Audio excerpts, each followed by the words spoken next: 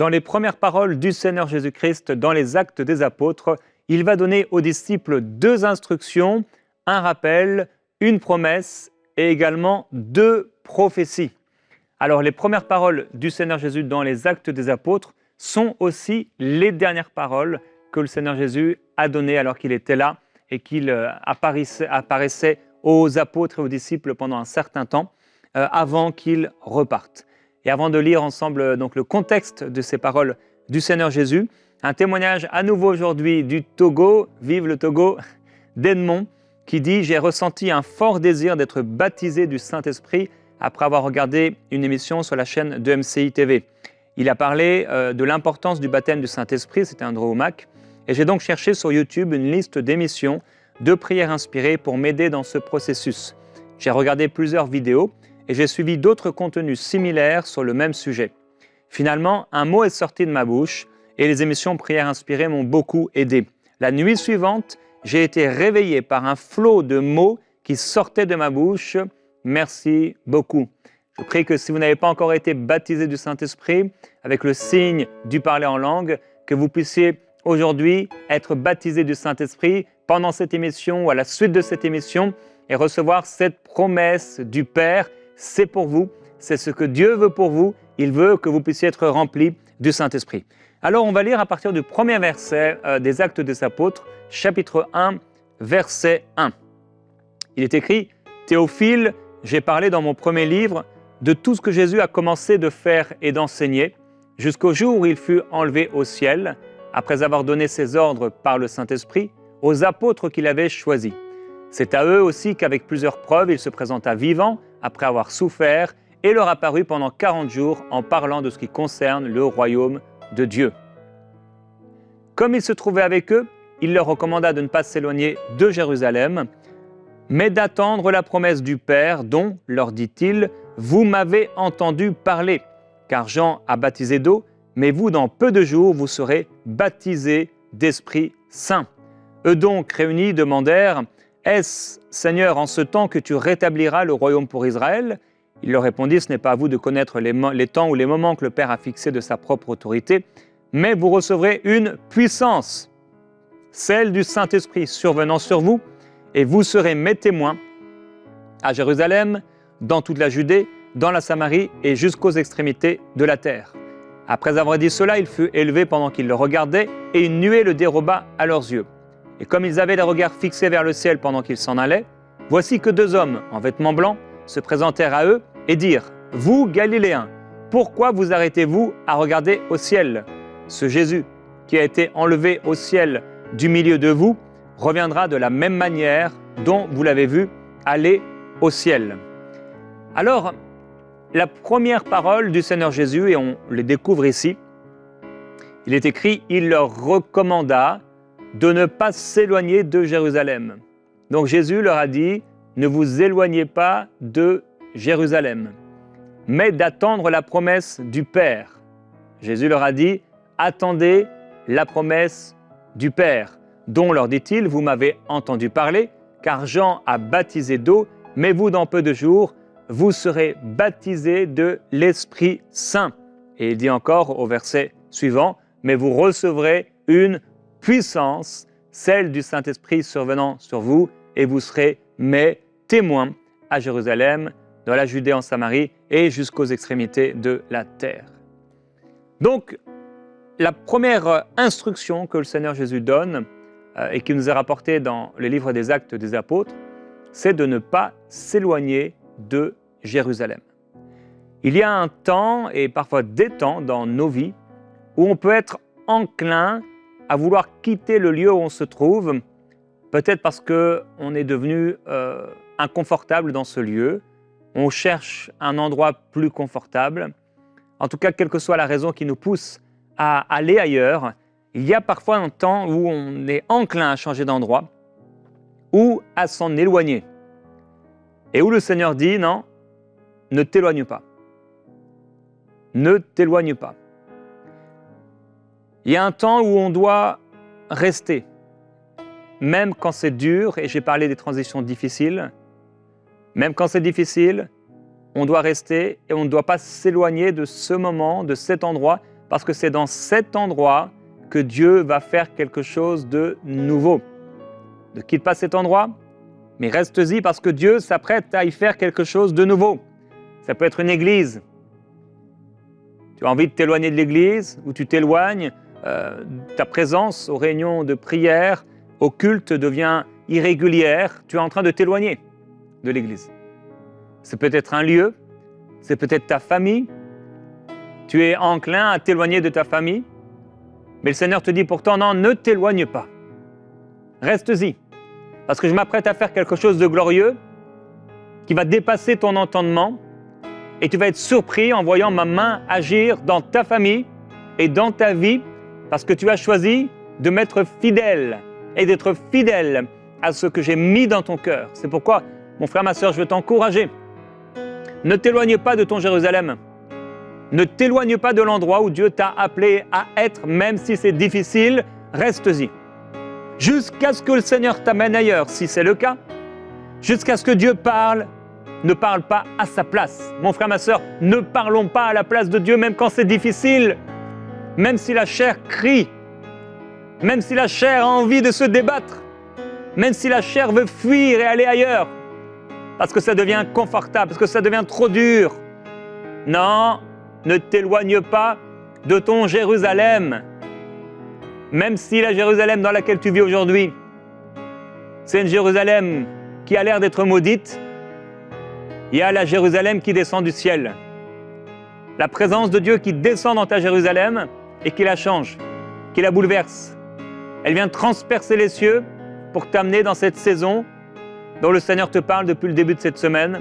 Une saison nouvelle, c'est maintenant. Le temps est accompli.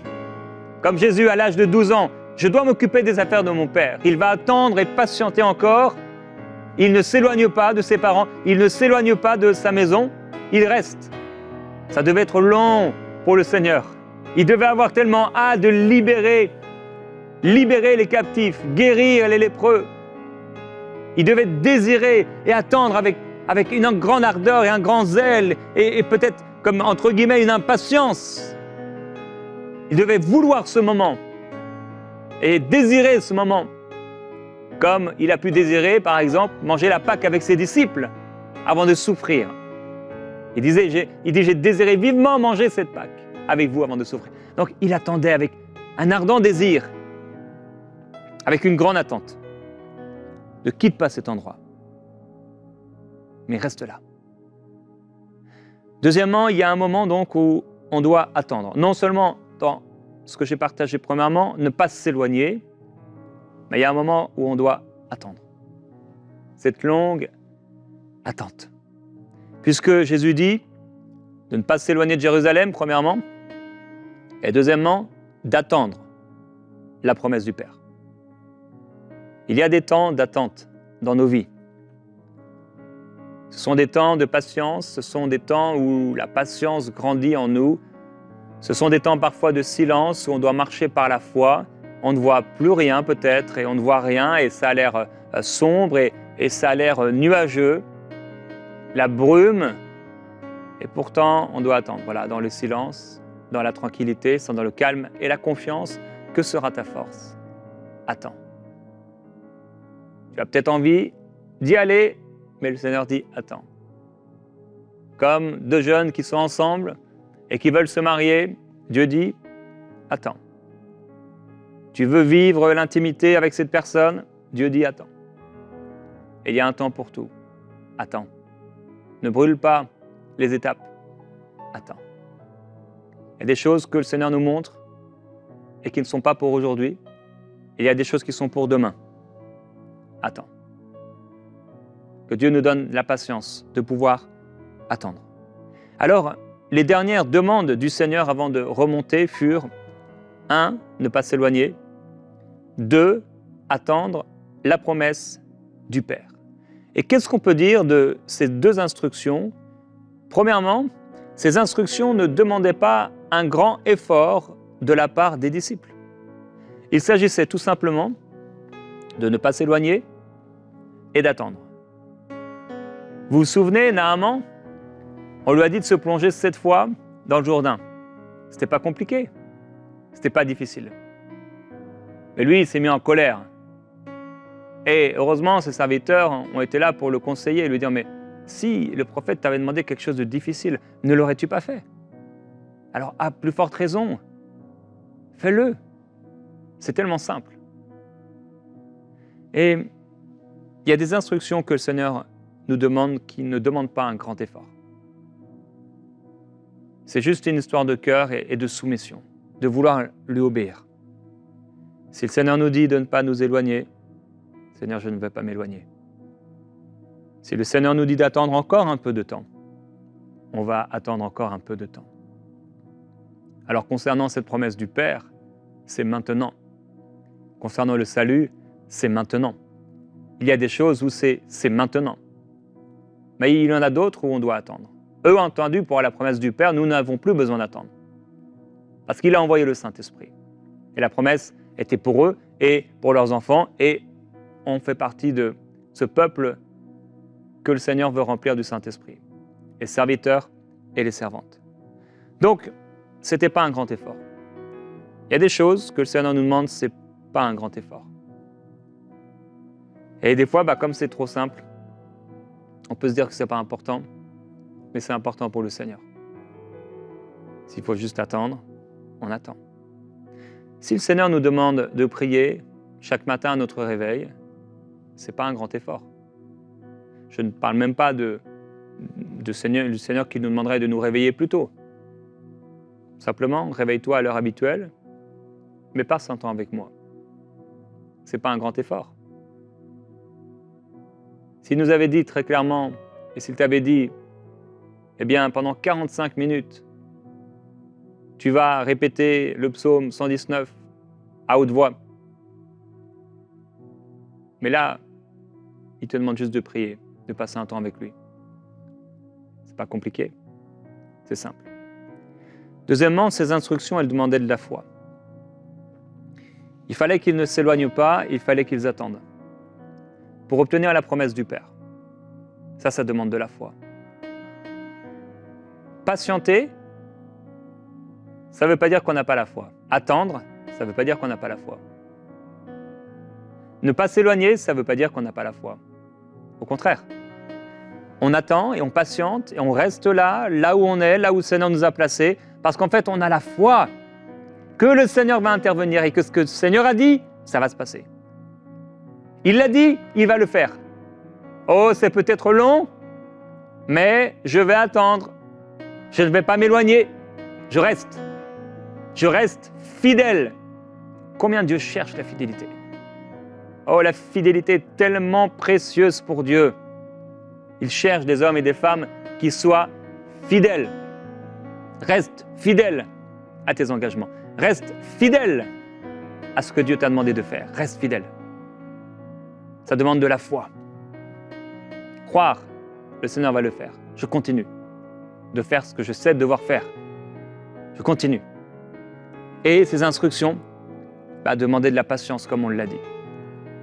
Que cette patience puisse accomplir en nous une œuvre parfaite, afin que nous soyons parfaits et accomplis, et qu'il ne nous manque de rien.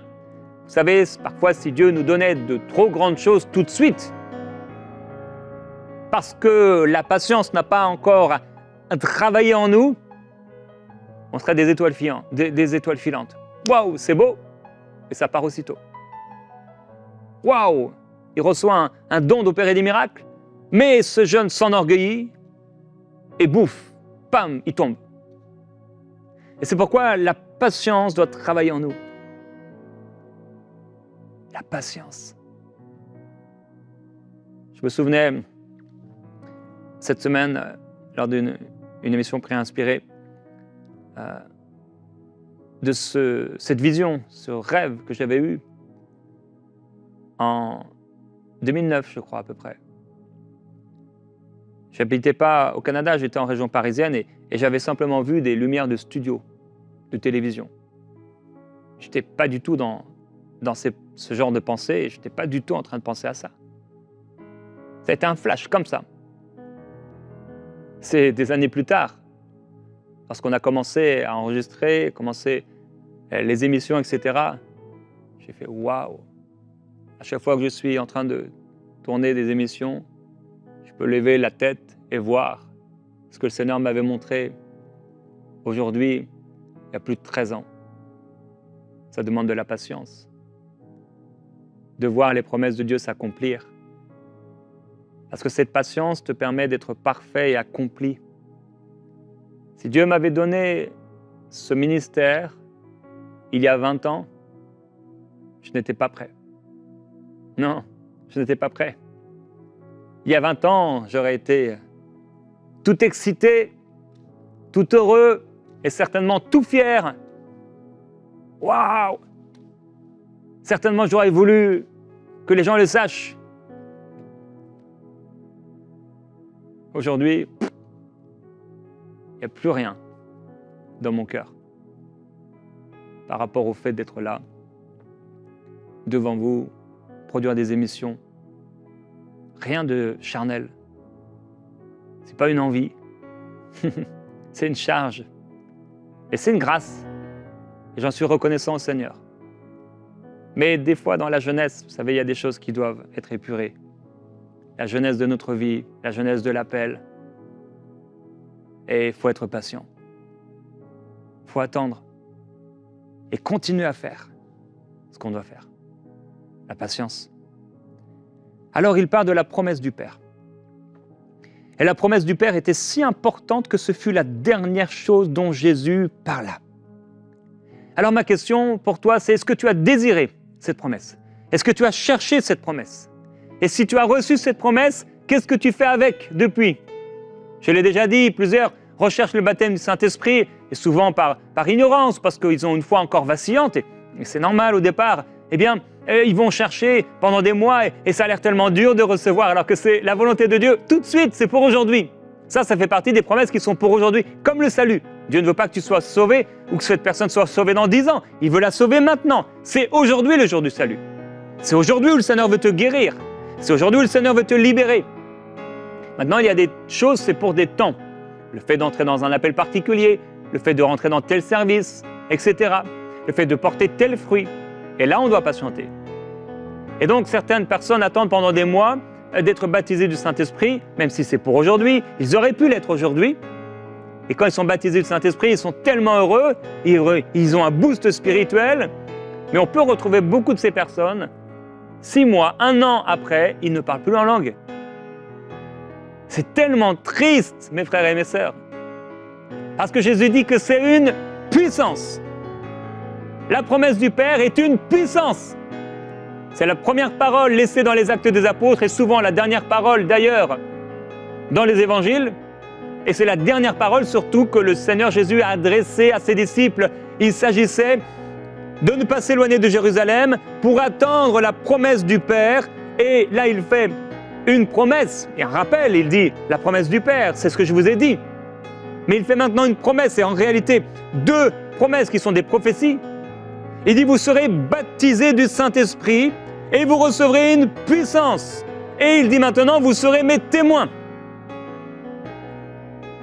2 prophéties, on pourrait dire une 3e, prophétie liée à l'obéissance, vous serez mes témoins. Alors qu'est-ce que tu as fait depuis que tu as été baptisé du Saint-Esprit? Est-ce que tu as continué à parler en langue, à prier en langue? Les dernières prophéties du Seigneur, avant de remonter, furent « Vous serez baptisés d'Esprit Saint », premièrement. Vous recevrez une puissance, deuxièmement. Le Saint-Esprit survenant sur vous. Et vous serez mes témoins, troisièmement, à Jérusalem, dans la Judée, en Samarie et jusqu'aux extrémités de la terre. Et c'est pourquoi je prie que ce qui est arrivé à Edmond, qui a cherché, qui a voulu être rempli du Saint-Esprit, et la foi s'est levée dans son cœur, et il a entendu parler de ce baptême en regardant une émission. Et là, il a commencé à chercher, à se nourrir des émissions, prières inspirées qui parlaient du baptême du Saint-Esprit. Et il y a eu un mot, il était reconnaissant envers Dieu, et se réveillant comme ça dans la nuit avec un flot de parler en langue. Je prie que cela t'arrive et qu'il y ait un flot de prière en langue. Oh, c'est glorieux. Lo sabrayamai te calabro solobo. Folie pour les hommes. Folie pour les hommes psychiques. Mais puissance pour nous qui sommes sauvés. La gloire du Seigneur se manifeste dans nos vies par le baptême glorieux du Saint-Esprit. L'Église ne pourra pas faire sans ce baptême. L'Église ne pourra pas gagner des âmes sans ce baptême. Nous avons besoin d'être baptisés du Saint-Esprit pour être des témoins de puissance. Que nos mots soient revêtus de l'onction du Saint-Esprit et que nos actes soient empreints de la puissance du Saint-Esprit pour guérir les malades, libérer les captifs, voir des aveugles, recouvrer la vue, des hommes muets commencer à parler, des sourds commencer à entendre. Oh, grossalabai brepa, que les estropiés, les boiteux puissent être guéris à cause de cette puissance du Saint-Esprit. Jésus dit, vous recevrez une puissance. C'était pas une allégorie, c'était pas une image, c'était pas une illustration, c'était pas un mirage, c'était pas une fausse promesse, une parole d'homme. Non, c'était la parole de Dieu. Et c'est la dernière parole, mes frères et mes sœurs, que Jésus a laissée. Alors, qu'avons-nous fait? Qu'avons-nous fait de cette promesse? Qu'avons-nous fait du baptême du Saint-Esprit? Et qu'avons-nous fait de la personne du Saint-Esprit? Que faisons-nous de cette puissance, Père? Nous te demandons pardon de ne pas avoir réalisé que c'est une puissance que tu nous as donnée pour être des témoins. Je veux être témoin en cette année 2023. Je veux être un témoin. Dans cet été, je veux être un témoin. Alors que les gens vont commencer à ressortir dans les rues, le soleil arrivant, je veux être un témoin. Je veux gagner des âmes pour toi, Seigneur. Et je veux non seulement, Seigneur, être un témoin, mais être un témoin de puissance. Je désire, Seigneur, et je prie pour cela, pour chacun de nous, que nous puissions aller avec la puissance du Saint-Esprit, libérer les captifs. Père, je te le demande, s'il te plaît, que les aveugles recouvrent la vue, oui, que ceux qui ont des cancers soient guéris surnaturellement, que les verrues disparaissent simplement en posant nos mains, Seigneur, sur le corps de ces personnes, que les tumeurs disparaissent, les grosseurs, les goitres disparaissent, au nom de Jésus-Christ. Alors que nous allons partager l'Évangile, quand ils se sont mis à prier, les murs ont tremblé, il y a eu un bruit puissant, et ils ont été annoncer ta parole. Seigneur, nous voulons annoncer ta parole. Ouvre nos yeux encore. Ouvre nos yeux, Seigneur, pour qu'on puisse prêcher ta parole comme il faut la prêcher. Seigneur, je ne crois pas encore avoir tout connu. Et c'est pourquoi nous avons besoin de toi. On a besoin, Seigneur, de recevoir la forme de l'Évangile pour chaque cœur. On a besoin, Seigneur, d'être revêtu encore de cette puissance. On ne veut pas s'éloigner de cet appel. On a trop longtemps attendu. Tu as dit que c'est maintenant. C'est maintenant. C'est maintenant. Et si tu veux être rempli du Saint-Esprit, mon frère, ma sœur, c'est maintenant. Le Seigneur le veut maintenant. Maintenant, tu vas commencer à parler en d'autres langues. Maintenant, tu vas être rempli du Saint-Esprit. Maintenant, toi qui es déjà rempli, il y a quelque chose de nouveau qui va se passer sur toi. Et je prie pour ceux qui n'ont pas encore été remplis du Saint-Esprit, qui ne parlent pas en langue. Si tu veux recevoir ce baptême du Saint-Esprit, c'est maintenant que le Saint-Esprit vient sur toi. Le Seigneur le fait maintenant. Lève les mains vers le Seigneur et reçois le baptême du Saint-Esprit par la puissance du Seigneur. Que ta langue soit déliée maintenant.